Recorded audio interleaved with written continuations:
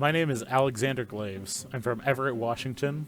My call was Salt Lake City South, and I served in July 2012 to July 2014. My name is Seth Baum. I'm from Baton Rouge, Louisiana.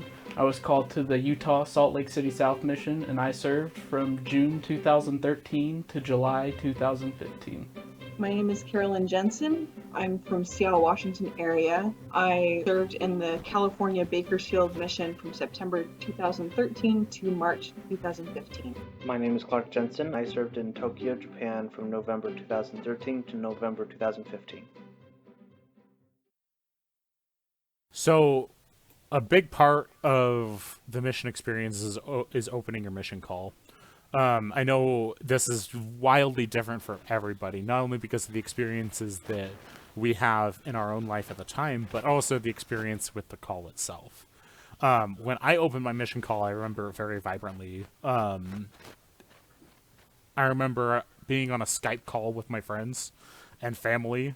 I don't remember who all was there, but I do remember like seeing them all and focusing on my call that I was reading. And I remember like going through it, and you know how like when you read something, especially something like your mission call, your eyes kind of can't help but jumping down for the juicy parts, right? Right. I could not for the life of me, as I was reading it, figure out where I was going to, even though I was looking. Because I knew I was going to be going to Salt Lake for the MTC, and I knew that I was coming from Salt Lake.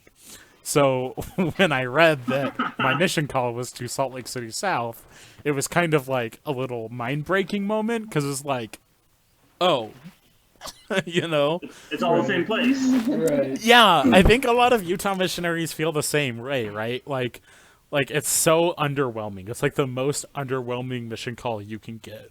It like really is though. It's like the Like one a that lot. we make fun of. It's like the first one is Boise, Idaho. I don't know, like how did you guys like react and feel as you were opening your mission call? Since me and Alex went to the same mission, I felt pretty similar. I remember that my parents they got my call like before I did in the mail. And so when I came home from work, they're like, "Oh, come on, let's sit down and open it." And my brother and his wife were already there. And so I like opened it and I'm super excited. Well, actually first, I guess just like to set the backdrop for Seth's life. So like essentially everyone in my family has always gone foreign. Like all my cousins, they went foreign. My dad, my brother, they went to Brazil and Serbia respectively. So I was like fully anticipating to not be in the United States. And I guess in addition to that, without going into too much detail, it like some of the blessings that I was promised in my patriarchal blessing were talking about that when I would go on a mission, I would be able to learn the language quickly and be efficient at like communicating with the people I was serving. So I was like, oh yeah, that's Foreign like for sure. yeah, that's foreign, right? Like of course, like what does that mean? So or like what else could that mean? So that's what my whole like mindset was, is like, oh yeah, baby, like here we go, foreign. And then it's like you've been called to serve in literally like Mormon culture epicenter in Salt Lake City. And yeah, Alex is like right on the money there. It's just kind of like you do like a mental double take. You're like, huh? I'm the What? person that I made fun of before. So it was just like very weird. And then just like all around the room, everyone was like, oh, that's great, Seth. Like, Man, that was the we're so-" worst. But it's just like you could so clearly tell that you're like, y'all no, the emotions you're showing me right now aren't like sincere. You're trying so hard. So I'm messed up. I'm confused. You're all messed up and you're confused. Nobody is like jazzed right now. So that's kind of what like opening my letter was like. It was interesting. I'll put it that way. That's exactly like I relate with that on such a deep level. Like my grandpa, I remember calling him and he chuckled and said, oh no. But like he was the only honest one. Everybody else was like, oh, you're gonna love it. Yeah, thanks, Grandpa. Yeah. And yeah, it wasn't until I started talking to, and like specifically like my mom started talking to return missionaries from like recently returned missionaries, which is when I personally got excited about my call, because all of the recently returned missionaries are like, oh man, he's going to the promised land. So how is it for you guys? I mean, for me, it was basically like what Seth was imagining for himself before he actually read his call. Yeah, no joke. Like, both my parents served missions, and they both served in Japan. And so I was thinking to myself, I was like, oh man, it would be so awesome to go foreign. And like, I've taken some Japanese in high school. I would super love to go to Japan, but you know, statistically, it seems more likely I'll go to Brazil, but foreign for sure. And so when I opened my call and it said Japan, I was like, yeah, I totally called it, and this is exactly what I wanted anyways. That's such like a foreign concept, or like. Well, especially given that like you have the history, right? You're like, Right. like I know I'm probably not gonna go to Japan, but I'm totally gonna go to Japan. Yeah. Yeah. So for me, it's kind of funny because I didn't go to the mission that I was called to, but I was very happy with the call that I got. Like, so I had decided that I didn't want to do like my mission call opening in front of people, because I wanted to be able to react exactly the way that my emotions would do. Like, I am not good at hiding my emotions, and I knew that if it was like, if I was disappointed, If you went to Salt Lake. well, honestly, like, I just didn't, okay, so obviously I did want to go to Utah. But I also didn't want to go in the United States. Like, I was like, Canada would be sick too, but not the US. US. Yeah. And certainly, like, or like, even like, if New York would be fine, or like somewhere cool like that. But like, but I like right before, like, as I got my call, like, as I was holding the envelope, that envelope in my hands, I was like, you know what, Carolyn, you need to repent. Like, how great would it be if you opened your call and it said, like, Utah? Yeah. Like you are setting yourself up to be the butt of a joke right now. So like I did some praying, and I basically I was like, okay, wherever it is, I'm gonna be super jazzed, I promise, Heavenly Father. And then I opened it, and like I was just so excited. I like Alex said, I was like trying to scan just for the location, but they don't like bold it or anything. Right. They don't give you like any special cues. So like I had to like go back and just start reading, and I was like, I hate reading. And then it was like, Santos, Brazil, and I was like, sick, Brazil! Like, it's gonna speak a foreign language, it's gonna baptize like crazy, it's gonna be sick. See, like, I almost wish I had been able to open my call, like, by myself, just for that same reason that you're talking about, just being able to like process it for yourself. Because I think, like, I don't know, Alex, if you felt the same, like, part of like the awkwardness of opening a Utah call is like you're in front of everyone, and it's like you have to deal with everyone's like weird confusion and emotions. 100%. And it's just like, I feel like everyone else just kind of like exacerbates the feeling or like the situation a little bit. And I don't know, maybe if it had just been like by myself, I would have been like had a better immediate outlook on it or something. I don't know. I've always been kind of curious to know like if I could redo my call again, and if I did it by myself, if I would feel differently. I 100% agree. Like, it's not a great comparison, but it kind of works as a metaphor. Like, opening the call is a little like proposing, right?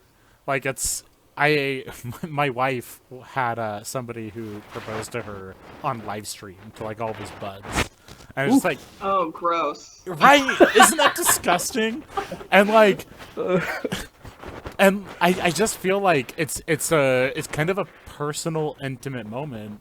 And I was sitting there with a ton of people, all my family who I loved and loved me, but like on there, and I felt like I had to kind of put on a show of like to meet their expectations, especially Yes. right. And like, Yeah. especially, and I don't want to get too into this right now, but especially when like your reaction to going where you're getting called to it's just completely not reflective of what your mission's going to be like.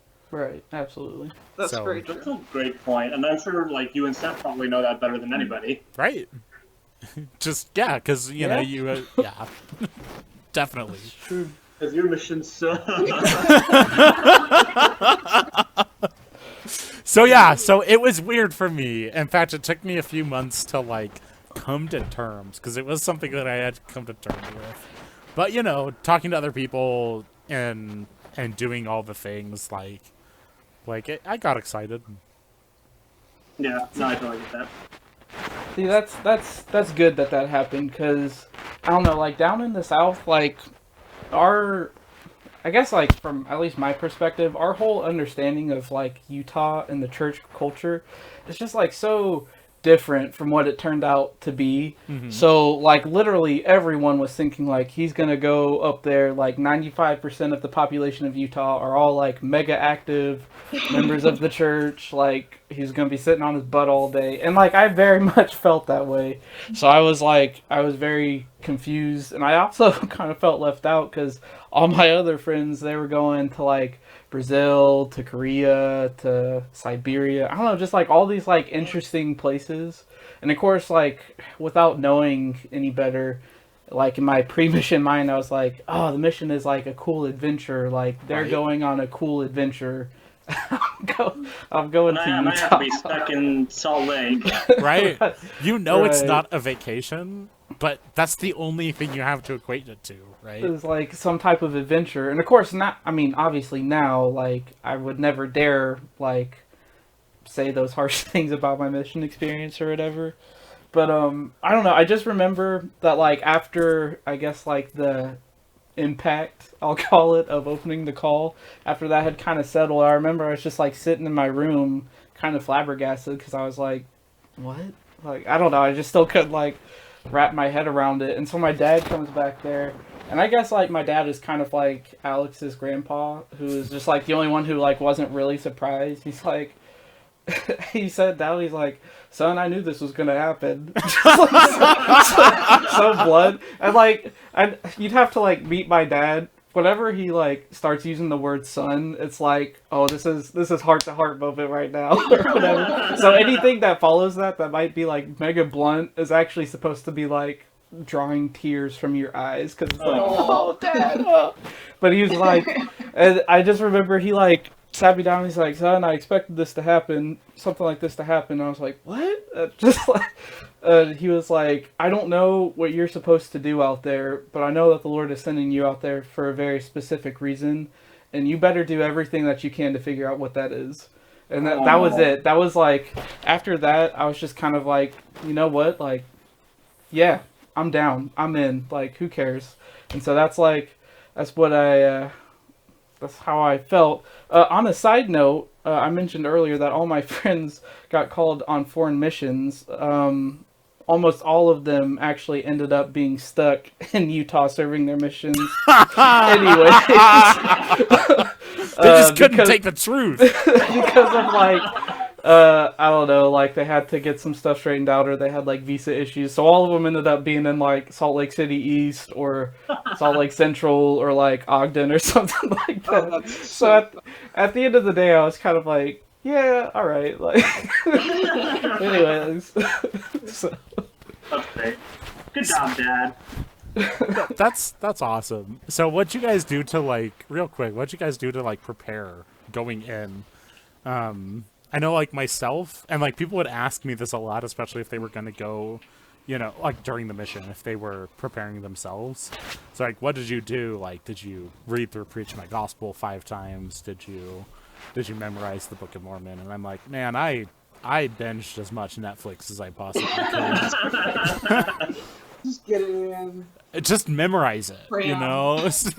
Like I knew I was going on a 2-year fast of media, so.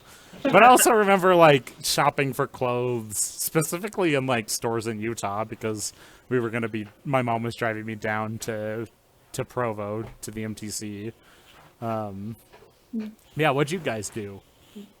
Yeah, I don't know. For me, I feel like I just kind of continued to live whatever my normal life was up until pretty much just like a week prior.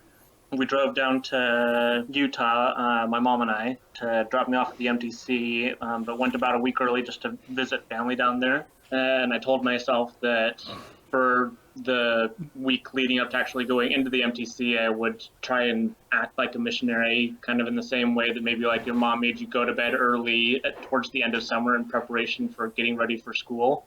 Mm-hmm. That was kind of my thought. So I was like, okay, I'm going to wake up at 6:30 and work out and study the scriptures. And then, like, I don't know, since I can't proselyte, I'll do a bunch of chores. Mm-hmm. But yeah, I think it worked out pretty well. So the MTC, right? It's like the threshold. It's the, I don't know, to me, it's like the divider between like non-mission life and mission life. You're called, you know, you have your call, you have the calling on, you know, bestowed upon you. But like going into the MTC it's the difference maker to me, right? Mm-hmm. So like I literally, especially like from my mission, I remember moments of these days like very intimately, and I don't remember the entire day like crazy, but I literally remember like eating a burger at Supreme Burger in Provo, and then my mom dropping me off at the corner. Now like I got out, I looked around me, and I saw all of the missionaries being dropped off by their mothers, and like these tearful reunions, or like, you know, them walking away and they like look back and their mom's like trying her best to keep it together. And my mom, I was the youngest of 3 boys who served, and so like my mom dropped me off. She was like, have fun. She had I had a nephew or niece who was about to be born in St. George, so mom was driving there immediately after. Oh my God. She was seriously like, peace. And I was like, okay, I'm here. Let's go. That's awesome. Yeah, I had like a layover in Houston before I got all the way up to Provo. So my parents, I left them here in Baton Rouge and did the whole flight thing. But like my flight left at like 3:00 in the morning, so everyone was still pretty much like half asleep. So I don't really remember much about our goodbyes or anything like that. Mostly because everyone was like, you know, super tired. But so when I got to Provo, one of my cousins lives up there. Well, she actually lives in Sandy. So she met me at the airport, and I don't really remember much of like what we did, but she was like trying to jazz me up because, you know, she heard I was going on a Utah mission or whatever. So she was like, you know, trying to be like, oh yeah, like you're gonna meet so many cool people. But she never said anything about like baptizing, because I guess she didn't know. But she was just like, oh, you're gonna have cool experiences, like you're gonna meet cool people, like kind of like trying to sell it to me that way or whatever. And then yeah, she just like drove up and she's like, all right, Seth, here you go. And she's like, good luck. And so she left. And then I just remember I was like so focused on like getting on my mission. Like when I got out of the car and she like drove off and I saw her turn the corner, I was like, oh wait, like nobody told me what I'm supposed to do at the MTC. Like I don't know what to do. And so like this little old like senior sister missionary lady. She's like, "Oh, come here, dear. Like, do you know where you're going or whatever?" She's like super sweet, and she like showed me where to go. But I was just like, I felt like I'd kind of jumped into the deep end of the pool because I was just like, I was so focused on making the jump. But now that I landed, I was like, I have no idea what I'm doing out here, and I don't have anyone to tell me what I need to do. So, like, and then on top of all of that, like that summer that I went into the MTC was that was like the big age boom because like that October the year previous had been when they reduced the age, so there is like so many people there. I mean, like it looked like, I don't know, Disney World on the busiest day of the year, excuse me. And there's just, boo-hoos over here with the moms. There's like people who are like, "Yo, I'm ready to crush my mission." There's like a bunch of lost people like me. There was just like so much. It was like controlled chaos over there. So that's what it was like to be dropped off. I was just kind of like, I don't know what to do. And we eventually kind of like, I talked to enough people and found out where I needed to go. So that's all I got.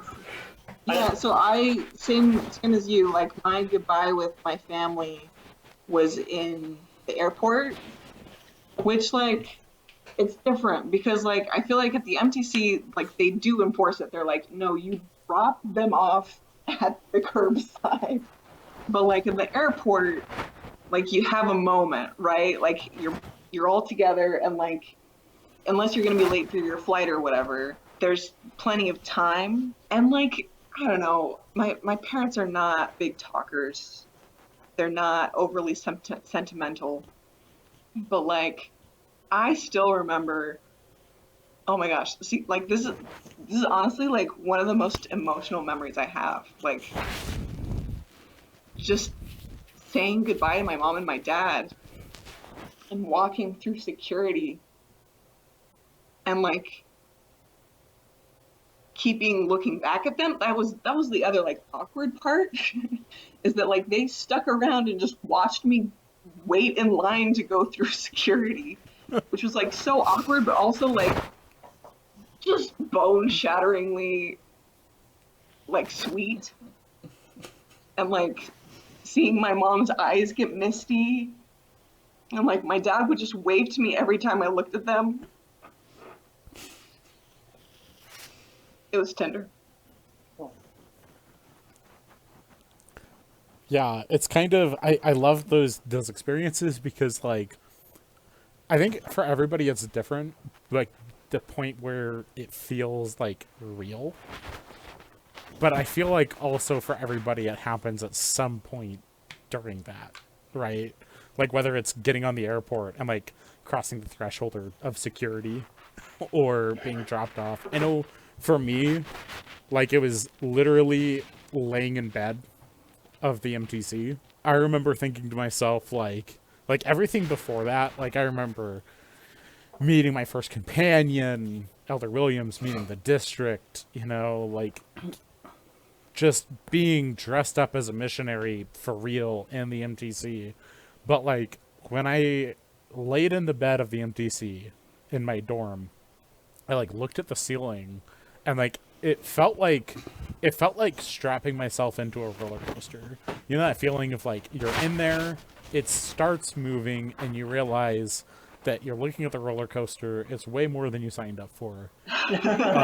There's like 3 big loops and you've never been on a loop before, and the fact is you're not getting out because it's moving, you're locked in, like you don't have these decisions anymore, you're just in for the ride. And that's what it felt like to me, where it's like I have to go through all of that. I have 2 years before I'm a normal human again, and like what is that, right? So yeah, that was a moment for me. So does anyone else feel like now after the mission that 2 years just like isn't really that long of a time anymore? Man, I think about it all the time. Oh yeah. Like it blows my mind that this year has been like 5 years since I got home. I remember like something similar to what Alex was talking about, just like thinking like 2 years, like that is so long. Like can the Lord take like 6 months? Because like 2 years is like so long, and now I'm like, oh shoot, it's been 4 years. Oh shoot, like here's year number 5. Like I don't know, time just goes by like so fast now. Yeah, no, like I remember me and the other sisters in my district would like calculate, like, oh, we just did the first 100th of our mission. Or like, we only need to do that 99 more times. Oh, I forgot about that, but we did that a lot too. Oh man. 700 more days. Yeah. Yeah, like, so I was going through like my memory, and just like, so MTC life is wild, right?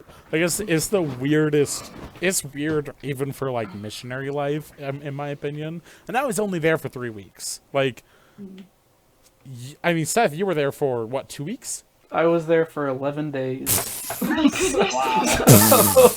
That's just a wildly different experience. Yeah. Oh man, we made fun of people like you. I mean, seriously, like, honestly, like, I know we're about to, like, get into it, and I remember a few things, but by and large, like, the MTC was, like, a place, I don't know, like, I just really don't remember much of it. Like, I don't remember what anything, like, really looked like. I don't remember who my teachers were. I don't remember who all was in my district that didn't end up going to my same mission. I mean, yeah, there's a ton of people there, and the MTC was trying to, like, pump people out and get them to their missions. So, yeah, I was there for 11 days. Now, on the other end...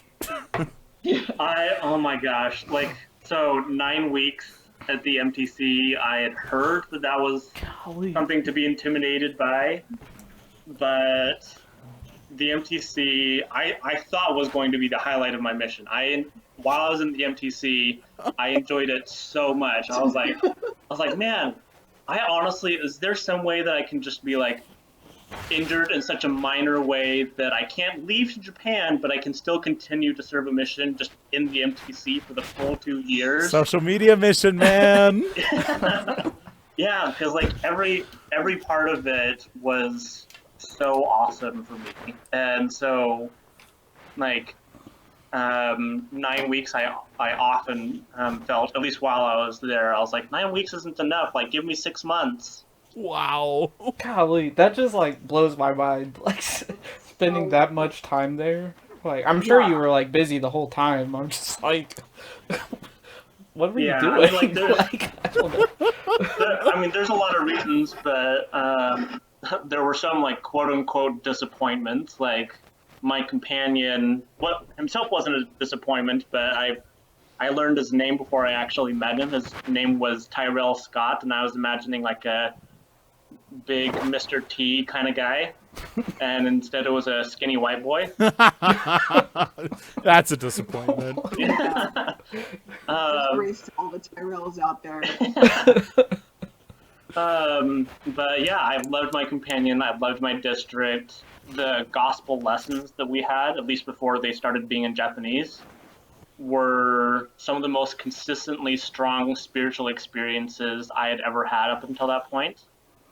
And I was like, holy cow, like I believed in the gospel and, you know, liked the feelings I had at church, but like I was feeling basically like the best church kinds of feelings I had, and it was becoming even better every day for weeks in a row. I was like, I never want this to end. This is amazing. So I really love, like, the MTC was the first place that, like, the way they talked about, like, using the Spirit. Everything before had been like, oh, like, you'll feel the Spirit and you'll know it's good and whatnot. Like, in the MTC, they're like, no, like, this is, like, like, you need to teach through the Spirit. You need to, like, clear your mind and just, like, and all of that. And I actually know, I know what you mean on that level. Because, like, that's the first time for me that, like, they put me in a position where I was able to, like, open my mind to that. And you have the call, right? You have, like, the mantle and that kind of, like, missionary, you know, power. for lack of a better word. So I actually know what you feel. As much as I bag on the MTC, and I love bagging on the MTC, I totally agree with you. Yeah, and I actually think I was unique in, like, even in my own district. In my own district, we all, like, our teacher really was amazing, and we all got along really well. But even the people in my own district were just like, oh my gosh, I can't wait for the MDC to be over. I'd like to be in the mission already. And when I was like, what? No, this is wonderful. It should last forever. They're like, you're weird. Dang. Yeah, I was there for 6 weeks because they needed to teach me Portuguese, which wouldn't really come in that handy later. But I hated it. Like, and maybe the main thing is just that it was the adjustment from normal life to the restrictions that a missionary life has. But like, oh my gosh, I missed TV like it was a member of my family. I'm not even kidding. I missed it so much. And I missed just having free time that you don't have to account to anybody with. I mean, even on P-Day, you have to discuss what you're going to do with your companion, right? And you have like an agenda, like you have to do laundry and you have to write letters. There was just never a time where you can just like be by yourself and just chill for a while. And it hurt so bad not to have that. And then on top of that, like figuring out what it means to be a missionary and like, who am I going to be as a missionary? And like, is everyone else pretending just as much as I am? It was kind of a lot. See, here, Carolyn, I'll offer you a counter experience to that. So for my 11 days that I was there, I had a teacher. We had, I think, 3 teachers that would like rotate through our district or whatever. And like on the 5th day we were there, they just like stopped. They like started to stop showing up because they had been like reassigned to other classes and other districts. Oh my And then by the goodness. 7th day, I clearly remember the 7th day we just didn't have any more teachers. Like starting from that day, like we didn't have any, and like somebody would like poke their heads into our classroom and they'd be like, "Are y'all doing okay?" Or like, I guess. So like just like the 11 of us, because that's who all was in our district. Like that was kind of it. We had time available to us to like do whatever we wanted.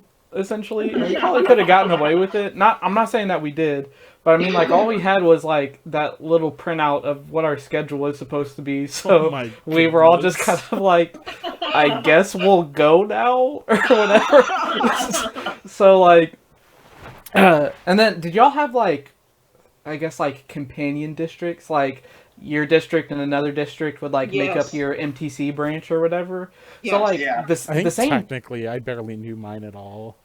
Well, the same thing was happening to them as well. Like all their teachers were gone too, so we were just kind of like, I don't know. So that is actually one thing that I kind of wish had been different, was that I could have been able to experience like a little bit more structure and stuff, because like me and my companion, we were like, how do you teach? How do you do missionary work? I don't feel like anyone is like helping us. And so we just like sit there and like read Preach My Gospel or like try to practice stuff or whatever. And it was just like a hot mess kind of. So That's crazy. I mean, like, I loved my MTC like zone, like the group of other people outside of my district. Like we had so many crazy things. Like we had to catch a mouse on the 4th floor of our like dorm and corral it down to outside. Someone built like a model of the Taj Mahal using hundreds of soda cans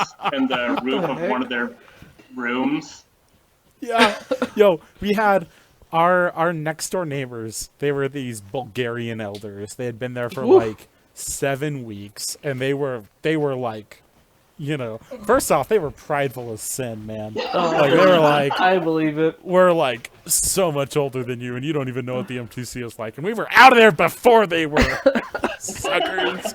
Anyway, we ran back to our dorm for a second, and I see this like circle of elders in these Bulgarian elders room. I'm like, what is going on? So I pop my head in and look, and they have this red vines box, or like, you know, the plastic kind of cylindrical cans. Yeah. And there's some foliage in there, and they have this pet praying mantis that they named Ivan. And they're like feeding it with like bees and spiders. They have this like contraption rigged up so they can put the spiders and the bees in. Well, so they were like just feeding this, and there's this one time they put the spider in, and like the praying mantis was staying as far away from the spider as it could, and like they had to like open it up once the spider like constricted the praying mantis to pry it apart. And I'm like, holy cow, like, what are you guys doing? Like, this. But yeah, the MTC was wild. Dude, did y'all ever have, like, other, like, missionaries that were in your dorm that would be, like, trying to, I guess, yeah, like Alex was describing, like, try to be, like, above you or whatever, like, I don't know, like, look down on you, like... Some puny kid or I was that missionary. Oh, I've been there for 9 weeks. So our zone, like all the elders who were going to Japan, were all on the same floor, and they had this suitcase full of things that were banned that they called the Holy Grail. It had Yikes. all kinds of things. Probably the most tame was like a Game Boy. Oh, okay. And anyway, it would move from room to room each night. That way all the elders in it could play with it. Yo. And when it moved to our room, like all of the elders in my room were already nervous about it moving to our room because I am the type as to not be okay with that. Uh-huh. And when it did move into our room and I found out what it was, I expressed that I was not okay with it. And I was like, I don't super care if it's in someone else's room. I just don't want to be part of it. And they're like, but we want to turn playing with the stuff. And I was like, but I'm not okay with it. And they're like, fine, we'll just go play with it in someone else's room. And I kid you not, like 5 minutes later, the equivalent of like the state president came into the room while I and my companion were just writing in our journals. And he's like, how are things going? And then like poignantly looked at me and was like, is there anything you have to tell me? And I was like, how did he know? How did he know to ask me? And I was like, yes, there is. Now that you say something. Yeah, no one ever saw the Holy Grail again. That's remarkably similar to a story. I'm not going to share it now, but in the coming installations, the Ark of the Covenant. The Ark of the Covenant. Yeah! You've never told me that. That's hilarious. Yeah, so I was that missionary. And on the record, Carolyn, I relate with you hard about the MTC too. Like, I feel that, like, loss of like free time, having to keep to that strict of a schedule. I've never been that kind of person. It was a shock to me. Like, it was a shock to the system. It was so hard. And the other thing, I hadn't even thought about this, but like the way that they teach you languages in the MTC is like the same way that they like just expect you to like start being a missionary. Like they're like, cool, so you can't speak English anymore. You're not allowed to. You must speak Portuguese, and if you can't, with Portuguese and charades, communicate the idea, then you are allowed to speak English. That's steep. Yeah, that's change. like how they started. Like we go, like the first room I went to was our classroom, and then like our teacher came in and just started speaking Portuguese to us. Like, he did not speak English to us for I feel like the first week at least. That was my experience as well. Yeah, and like you're supposed to like teach a lesson to a fake investigator in Portuguese on the third day. Golly. Yeah. And thankfully my companion was pretty chill about it, so we just spoke English to each other most of the time. But yeah, like their whole thing is like you speak your language. In fact, I remember being in line in the cafeteria and like some guy struck up a conversation with me. He was a teacher there, and he said, "Oh, where are you going?" And I was like, "Oh, Brazil." And he was like, "It's really important to speak your language." And I was like, "Oh, like, do you teach Portuguese? Like, do you understand Portuguese?" I'm pretty sure I said it in Portuguese too. I was like, "Fala português?" And he was like, "Oh no, like, I teach Tagalog here." And I was like, "Oh, okay." So then I like tried to continue to have a conversation with him in English, and he was like, "No, you need to speak Portuguese to me." What? I'm not even kidding. That doesn't make sense. But I'm not you even can't. But like Carolyn's right though. That's just kind of like the general attitude that I sense in the MTC about FYL. The like speak your language, like you're constantly speaking whatever your mission language is, 100% all the time, always. Yeah. Yeah, I mean, it makes sense too, but it'd be a shock to the system. It's one of the things that I'm very glad that I didn't get called foreign speaking, because that would destroy me. So yeah. So sometimes I still think about that guy. I'm like, are you freaking kidding me, man? Just So- like You don't want to talk to me as though you started a conversation with me so that you could preach to me and then not have a conversation with me. Got him! Like, I just don't understand that type of mentality. Like, I don't know.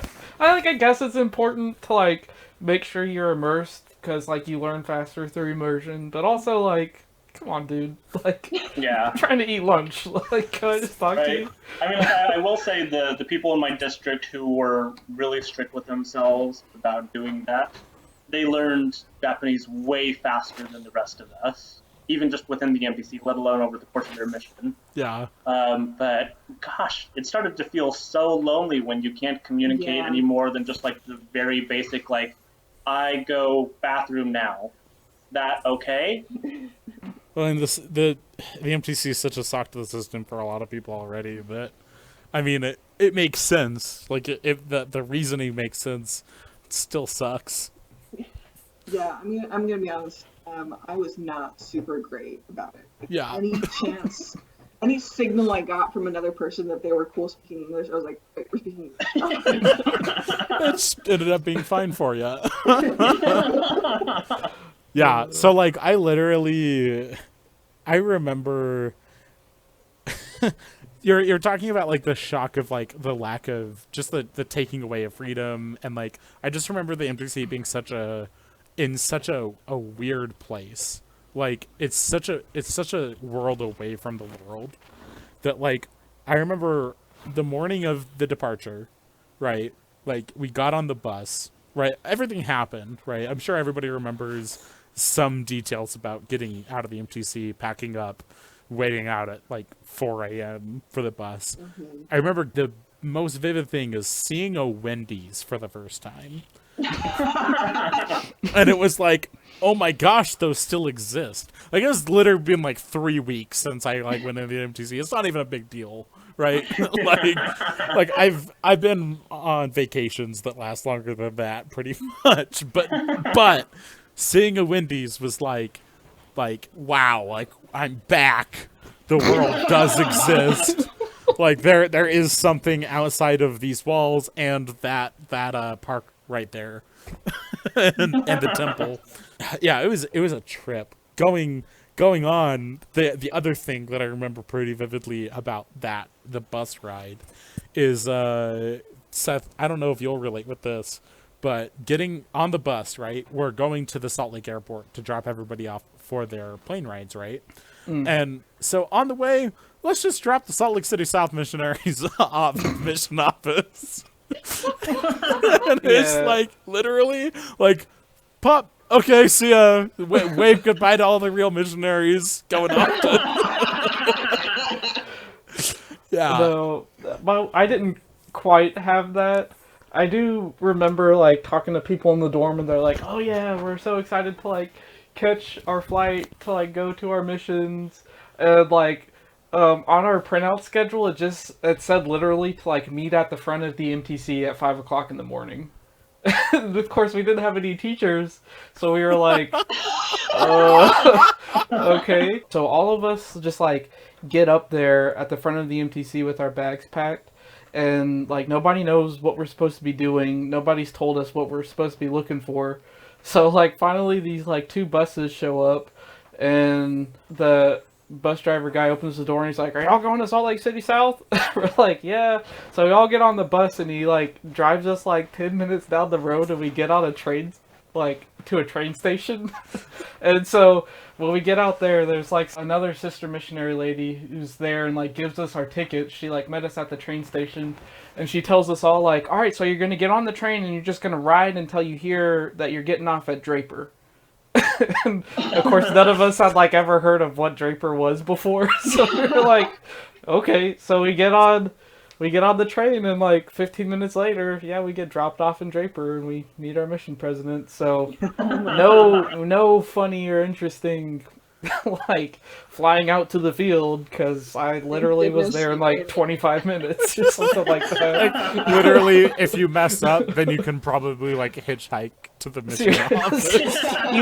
You would probably find one of the missionaries that's in your mission. Yeah. So, I can point you where to go from there.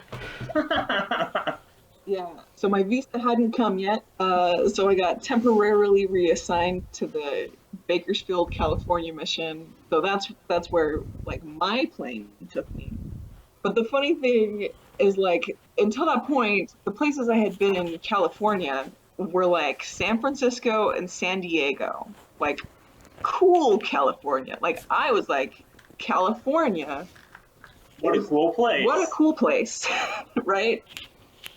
Yeah, there's beaches, there's like enormous forests. It's beautiful. And I was not allowed to use the internet to research my mission at all. So that is what I was expecting. When I emailed my mom that that's where I was being reassigned, she grew up in California in the same kind of area. And she was like, "Oh, I've never heard of anyone being excited to go to Bakersfield." Wow. Thanks, Mom. That's like mega motivational. That was the first sign that things were not right. So was that like preparing you, or was that like, I'm impressed by your positive thinking?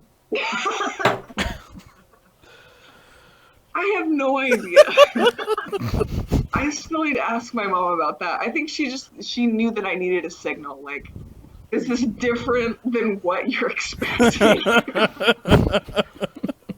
I guess the main thing that I remember about the end of the MTC was I got a package in the mail from my dad that had an old letter that I had written to myself, maybe like 6 years previous or something like that. Anyway, in the letter, I had written kind of where I wanted to be 5 years from then. And it had a list of different things that I wanted to have accomplished or be like as a person.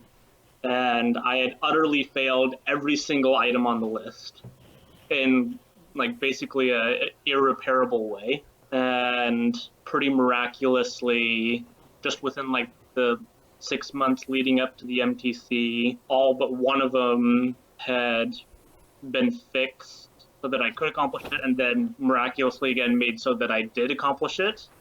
And while I was in the MTC, I got notified that even that final one was also miraculously fixed and accomplished in the same way.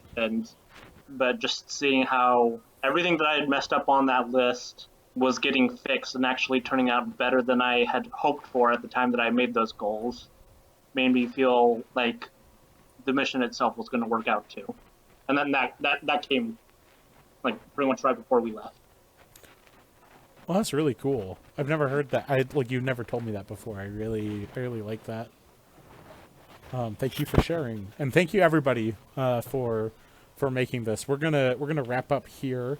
The next episode, we're gonna be talking about the beginning, but we're gonna be talking about, getting to the first day in the mission, training, what the trainer was like, adjusting to the mission field. So thank you everybody who's listening, and we'll be back soon.